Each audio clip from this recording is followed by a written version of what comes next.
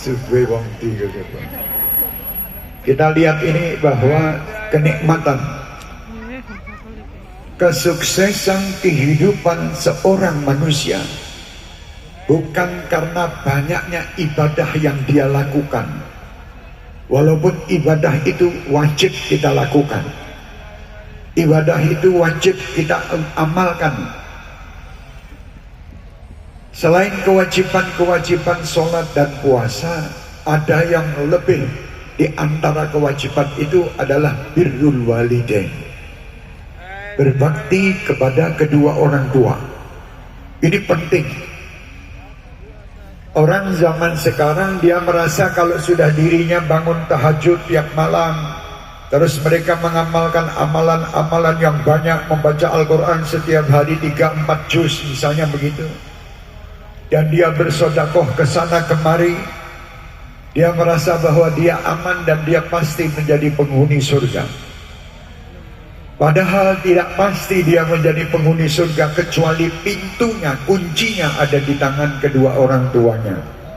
Kalau dia hidup dan taat kepada orang tuanya, seandainya ada kekurangan-kekurangan sedikit tentang Allah subhanahu wa ta'ala, Allah pasti akan meridhoinya pula. Ridullah fi ridul walidain. Keridhaan Allah tergantung keridhaan kedua orang tua. Jadi kalau sudah orang tua itu ridho, insya Allah Allah itu pasti ridho kepada kita. Kuncinya di situ. Wahai anak-anakku, wahai adik-adikku, wahai saudara-saudaraku, kesuksesan kalian akan dapatkan kalau kalian itu berbakti kepada kedua orang tua. Tidak ada seorang anak di muka bumi ini yang mereka sukses tanpa berbakti kepada orang tua. Tidak ada. Ada sukses itu bukan diukur dengan banyaknya duit. Sukses itu bukan diukur dengan pangkat-pangkat yang tinggi, bukan. Sukses itu adalah kebahagiaan. Sewaktu manusia tidak mengamalkan kemaksiatan, dia adalah manusia yang sukses. Banyak orang-orang yang mempunyai harta luar biasa, pangkat tinggi, tapi maksiatnya aja. Itu bukan sukses. Orang yang sukses walaupun dia miskin, tapi dia tidak melakukan kemaksiatan, dia adalah orang yang sukses di muka bumi ini. Dan kesuksesan apapun yang kita inginkan di muka bumi ini, kuncinya kepada kedua orang tua, terutama ibu kita. Ummuka, ummuka, ummuka, abuka. Ibu 3 kali Rasulullah mengatakan ummuka, ibumu, ibumu, ibumu, baru ayahmu. Karena ibu adalah manusia yang luar biasa. Tidak ada manusia sehebat di muka bumi ini sehebat ibu, tidak ada. Sekuat apapun manusia itu, dia tetap kalah dengan ibu kandung. Kalah. Bayangkan ibu itu hamil sekian bulan, 9 bulan tidur bersama anak bayi yang ada di dalam kandungan. Ini tidak mudah. Kalau orang tadi yang dikatakan mungkin Mike Tyson itu orangnya kuat, dijuotos misalnya, geblak misalnya, habis itu dia selesai. Tapi kalau ini setiap malam ibu itu merasakan bagaimana anak yang ada di dalam kandungan. Ibu kadang tidak bisa tidur berbaring dengan nyaman karena ada jabang bayi di dalam perut. Lahir ibu juga yang tersibuk mengurus anak itu adalah ibu. Sewaktu anak itu menangis, pertama yang menggendong dan mencium, menyayang anak itu adalah ibu. Jadi wahai anak-anakku, wahai jamaahku, jangan sekali-kali menyakitkan hati seorang ibu. Jangan. Kalian tidak tahu bagaimana pengorbanan seorang ibu waktu mau melahirkan, antara mati dan hidup. Kadang kalian setelah masuk dewasa atau tua atau mempunyai harta, kalian merasa bahwa harta itu adalah milik kalian. Kalian merasa bahwa semua kecerdasan yang kalian miliki itu hasil daripada usaha kalian. Kalian tidak mungkin menjadi orang sukses, tidak mungkin menjadi orang yang cerdas tanpa orang tua kalian. Jadi tidak mungkin. Jangan suka merasa bahwa dirinya hebat. Walaupun orang tua itu tidak bisa membaca dan tidak bisa menulis, tetapi dia bisa melahirkan anak yang pandai membaca dan menulis. Itu orang tua. Walaupun orang tua kita tidak pandai bisnis, tetapi bisnis yang dilakukan oleh anak-anak itu berkat usaha dan doa orang tua. Jangan suka sombong bahwa ini saya bu, ini saya pak, bukan kalian.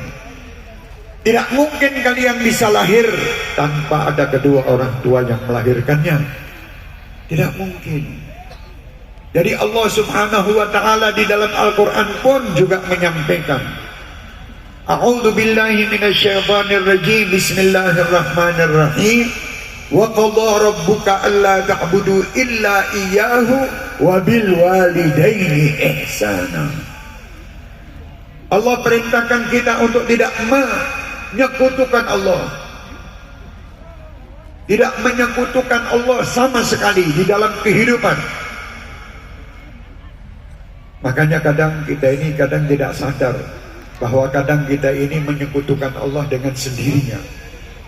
Sewaktu kita takut dengan kehidupan ke depan itu berarti kita tidak tahu bahwa Allah adalah penjamin kita. Allah pemberi rezeki kita. Kita menggantungkan rezeki itu kepada pemimpin, kepada tokoh, kepada ini. Kadang kita lupa. Padahal seorang pemimpin, seorang tokoh, dia tidak bisa memberi rezeki. Dia hanya bisa berikhtiar untuk mencarikan bagaimana jalan keluar untuk mendapat rezeki. Wa qadha rabbuka alla ta'budu illa iyyahu wa bil walidaini ihsana. Berbuat baiklah kalian kepada kedua orang tua. Allah menggandengkan ketaatan kita kepadanya dengan perbuatan baik kepada kedua orang tua. Subhanallah. Mengapa seperti itu? Karena Allah subhanahu wa ta'ala menciptakan makhluk yang bernama manusia ini melalui kedua orang tua. Dan di situ menunjukkan bagaimana istimewanya kedudukan kedua orang tua. Hati-hati wahai anak-anakku. Jangan kalian kadang mementingkan atau lebih menyayangi, lebih menyintai istri daripada ibumu. Na'udzubillah min dzalik. Kita sering mendengar cerita sahabat Nabi yang mana dia selalu sholat, makan dan berjamaah kepada Nabi, orang yang sangat baik, Alqamah. Dia tidak bisa mati dalam keadaan husnul khatimah dikarenakan apa? Dia pernah menyakiti ibunya. Singkat ceritanya, setelah ibunya mengikhlaskan dan meridhoinya, Allah mengambil nyawanya dengan mudah. Wahai anak-anakku, wahai adik-adikku, kalian adalah orang-orang yang baik. Seandainya kalian pernah berdurhaka kepada orang tua, pernah mengakibatkan orang tua menangis, mulai malam hari ini datangi orang tua, peluklah orang tua, sayangi orang tua, sampaikan kepadanya, aku cinta kepadamu bu, aku cinta kepadamu wahai bapak, aku sayang kepadamu wahai ibuku, aku sayang kepadamu wahai bapakku, dan aku mohon maaf atas khilaf dan perbuatan-perbuatan yang tidak baik yang aku lakukan untukmu wahai ibu dan untukmu wahai ayah. Sampaikan. Surga tidak mungkin terbuka bagi orang-orang yang durhaka.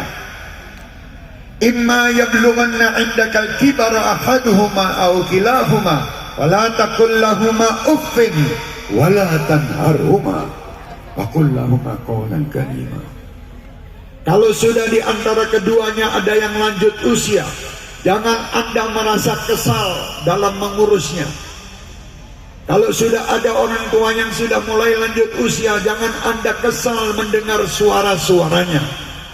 Karena di dalam Al-Quran telah disampaikan bahwa orang kalau tambah tua, dua-dua maupun salah satu, pasti ada yang rewel. Itu pasti. Jadi kalau ada orang tua tidak rewel, itu sudah berkah atau itu pemberian Allah untuk kita. Tapi kalau orang tua rewel, itu wajarnya orang tua. Dan Allah mengatakan, "Fala taqul lahuma uffin." Jangan sekali-kali kamu mengatakan, "Ah, cis, bu, tidak mau." Ini jangan, sakit hati orang tua. Jadi adik-adik, imma yablughanna indaka. Terus apa yang harus kita lakukan? Kita harus taat, sami'na wa ata'na kepada orang tua dan doakan, Rabbighfirli wa liwalidayya warhamhuma kama rabbayani shaghira. Walaupun ada yang mengatakan dalam ahli tafsir kama rabbayani shaghira, ya Allah rahmati orang-orang tua kami sebagaimana mereka merahmati aku di masa kecilku. Seandainya orang tua itu di masa kecilnya tidak mendidik, tidak memberi nafkah yang halal, tidak pernah mengurusi anak, tidak pernah menanyakan kemana dan dari mana, tidak pernah mengurus sholat-sholat mereka, berarti orang tua ini tidak mendapatkan doa itu. Kama rabbayani shaghira. Sebagaimana dia mendidik, padahal tiap waktu kecil tidak pernah mendidik. Jadi hati-hati juga wahai orang tua. Jadikan anak-anak kalian adalah anak-anak yang nanti menjadi penghuni surga karena dan berkat kalian. Kunci anak-anak hidup itu ada di tangan kalian. Oleh karenanya wahai orang tua, ridhoilah semua anak-anak kalian. Walaupun anak-anak itu kadang menyakitkan hati kalian. Ridhonya orang tua sangat diharapkan dalam kehidupan seorang anak. Mari di malam hari ini saya kebawa meninggalnya mertua, kebawa orang tua saya, jadi saya cerita tentang orang tua. Saya sudah tidak memiliki mertua maupun orang tua. Subhanallah, orang tua itu waktu saya hidup juga seperti jenengan sama. Waktu hidup tuh kadang kita merasa, ya Allah, orang tua saya kok galak, orang tua saya melarang ini, melarang itu, orang tuanya orang lain kok lebih bebas, saya kok tidak dibebaskan. Itu begitu tuh sama. Saya waktu SMP dan SMA itu ayah saya melarang saya untuk duduk di depan pintu rumah saya, rumah ayah ini. Bahkan saya dikatakan, wahai anakku, orang yang duduk di depan pintu itu seperti binatang peliharaan yang menjaga rumah. Istilah kasarnya itu anjing. Tapi ayah tidak mengatakan anjing, binatang peliharaan yang ada yang menjaga rumah. Tidak pantas kamu duduk di situ, karena ada hak-hak manusia yang lewat di depanmu. Kamu harus membalas salamnya. Kamu nanti akhirnya timbul melihat sana melihat sini yang tidak manfaat. Sewaktu itu saya mungkin sakit hati. Kenapa ayah ini saya tidak boleh pergi, duduk aja di depan rumah dilarang. Tapi setelah ayah meninggal baru tahu maknanya. Bahwa orang tua itu tidak mungkin menasihati anaknya kecuali dia ingin menjadikan anaknya selamat dunia dan akhiratnya.